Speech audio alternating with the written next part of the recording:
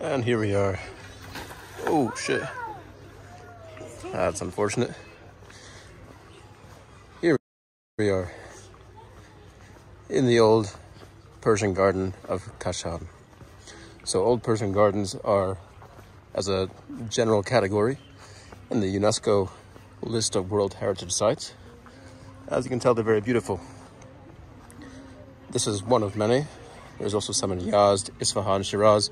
I'm going to try to go to. This is the first one I'm at. So there are three main characteristics of Persian gardens, old Persian gardens. One is irrigation. These are all irrigated from the old mountain springs. Maybe you can see all the way down there in the background, the mountain, the Zagros Mountains. They take these springs and they go into the city, but on the way they pass these beautiful gardens.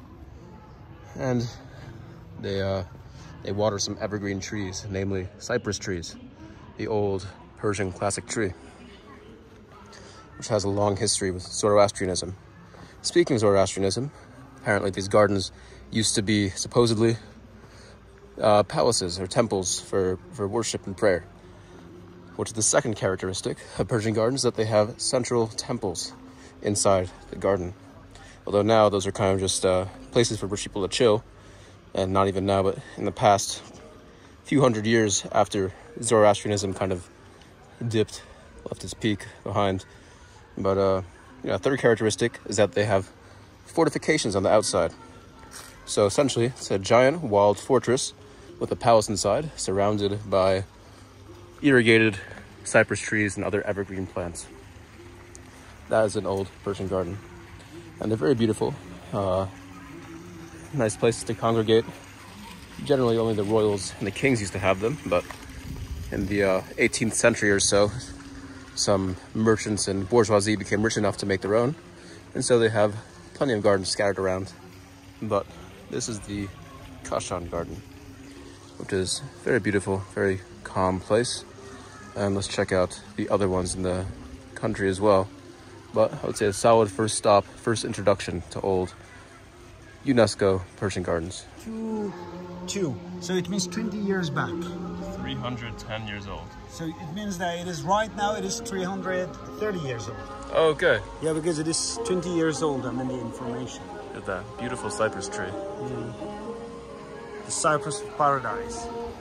And this one is only about 110 years old. Yeah, it is about 110 years because it is about... Less impressive.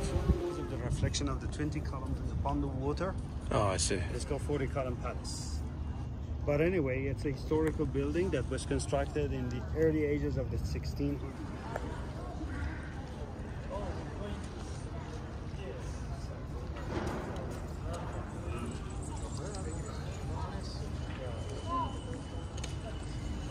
Paintings, and besides the paintings you can see smaller paintings also down here, and they talk about the royal family and also sword. One thing which is interesting is that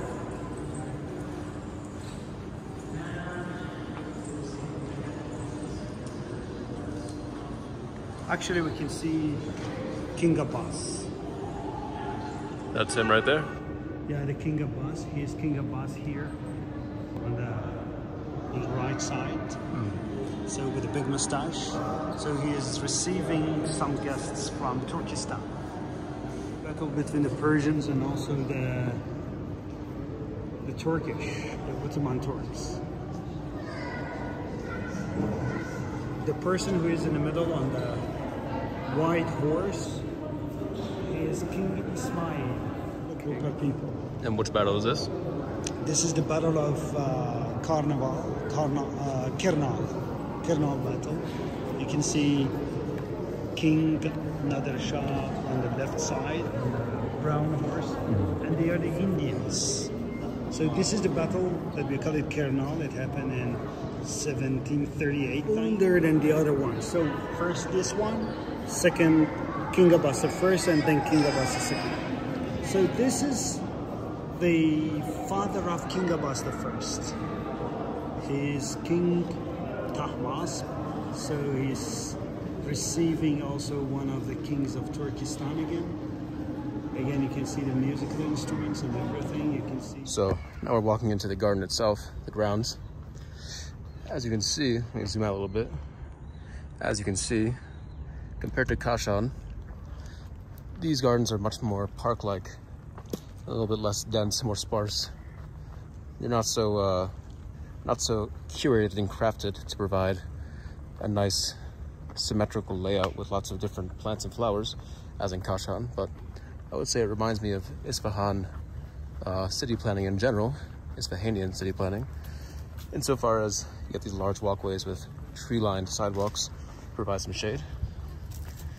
Although, as you can see, probably a lot nicer if we had some water and irrigation. Although the river running through the city center is completely dry right now, so it's not really their fault.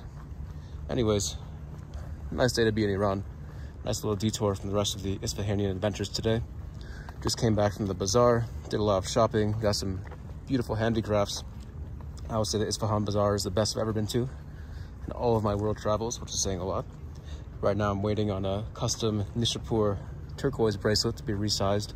So we're gonna grab that after we head out of here, get some lunch, pick up some hash, and then enjoy the rest of the day. But anyways, as you can see, beautiful place, very historical, so nice day to be in Iran.